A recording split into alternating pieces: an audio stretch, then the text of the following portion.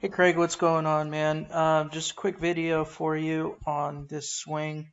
So what you're talking about is creating depth in your backswing, specifically with the hand path.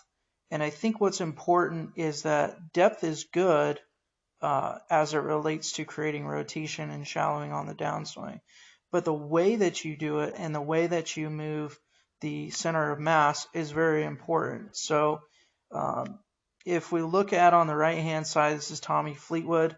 So at address, if we showed you from the face-on view, which I don't have right here, but if we kind of take him back just a little bit, you're going to see that his elbows are significantly closer together than yours are. So you've got kind of this space here between these two elbows. And what's happening is that right arm is going to tend to go back behind your rib cage. And when it does that, we're going to run into some issues. The club face is going to want to go into extension. And that's just because that right arm is going back behind the rib cage. It puts the lead wrist into extension. So depth is great, but how you get there is more important. So what I'd like you to do is feel like your elbows are closer together. And what you can do is you can take like a deflated soccer ball, um, or even a belt wrapped around your elbows right here. And that'll just keep that feeling of them being a little tighter together.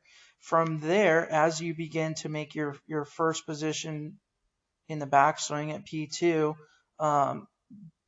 that will get the elbows in a much better line and set you up to be able to get this shaft going back a little bit more vertical. So when you talk about depth, if you do depth with a shaft that's laid off and a right arm that starts traveling behind the rib cage, what's going to happen is the club shaft is going to start to lift up towards your head, and that's going to put it further into extension. And you'll actually kind of see that a little. So you're going to see the arm start to lift up, and then you'll see that left wrist is now in extension, which of course opens up your club face. And now, can you get it done from there? Absolutely. But there's a better way to do this. And a player like you that works as hard as that you do on your swing, I think if you can get this backswing piece to line up a little better, you're going to be more functional by just rotating. So what I would do, real simple, I would get that ball between your elbow joints at setup, so your elbow's going to feel more pinched together. Come to think of it, you could actually use a driver head cover as well, and just keep it between those two elbows.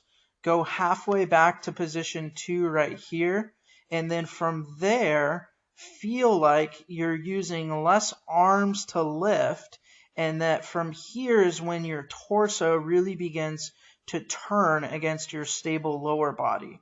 What that's going to do is get you in a better position at the top. So we look at Fleetwood, elbows are closer together.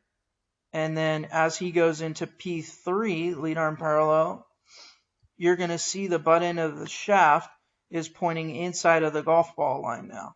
Okay, so he's getting depth in a different way than the way that you were getting it. So let's watch him go all the way up to the top.